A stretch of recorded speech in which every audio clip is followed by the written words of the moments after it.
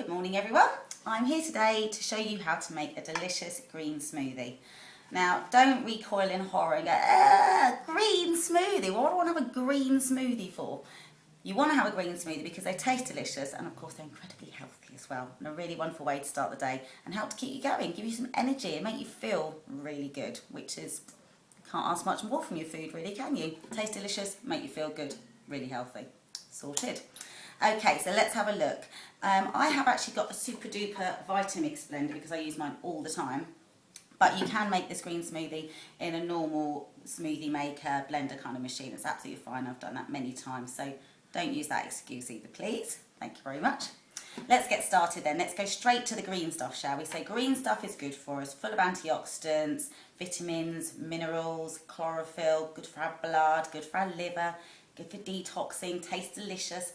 And these ones in particular are lovely water rich as well, so they help to keep you hydrated, which is good in this lovely sunny weather. So, start off with a chunk of cucumber. I'm just going to pop that in my blender. You might want to chop yours up. Lovely and water rich.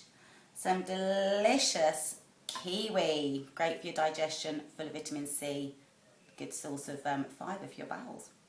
And a nice big handful of organic baby spinach there.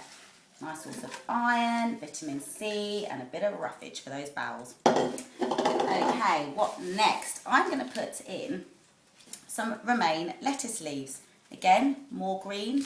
Greenery is very alkalising, and we want to stay more on the alkaline side of the food pH balance rather than the acidic side. So without going too much in depth, green equals alkalising rather, which equals good. Also, romaine's quite a good one to start off with as well if you've never had green smoothies before, and spinach, because they're not too much of a strong flavour, whereas your kale and your broccoli gives a much stronger taste to your smoothie. These ones you can hide and disguise quite well, so really good for kids as well. I'm going to pop in some pineapple that I've just chopped up into chunks there. Again, that's another one for your tummy, good for your digestion. Vitamin C. Again, this is a very antioxidant rich smoothie here. And to really top up on the antioxidants, a delicious cup of frozen berries. You can use fresh berries. I tend to use frozen sometimes. It's nice to have some in the freezer. Or if I've bought a load of berries from the supermarket or from the market or greengrocers, I think they're going to go off before I get a chance to eat them, which doesn't happen very often. Then I give them a good old wash, let them dry, and then I put them in the freezer. So I've always got some frozen berries for my smoothies. Look at that, it's getting very full here. This is going to be a big one. Also, of course, they add a lovely sweetness. And for some more natural sweetness, half a banana. This is all very much, down to personal taste. So if you like things sweeter, add a bit more fruit. If you're not so worried about the sweetness, you can add a bit more veg. The more you get used to it as well, the sweeter, it doesn't have to be quite as sweet.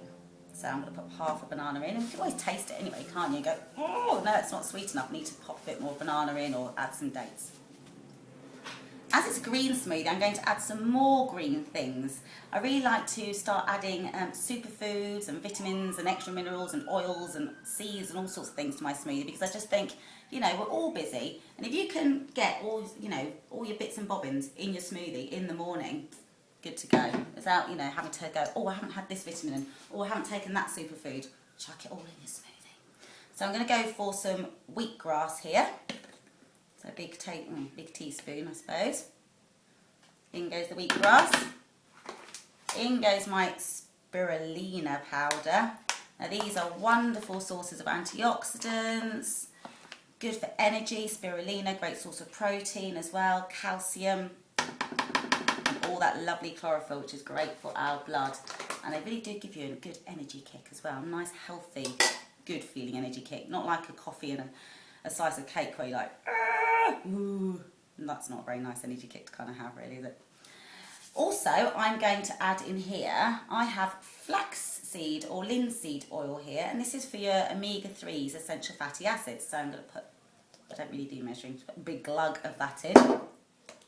And I know she's like, and there's more, and there is more. Some lecithin granules. Sprinkle those in, about a tablespoon of those.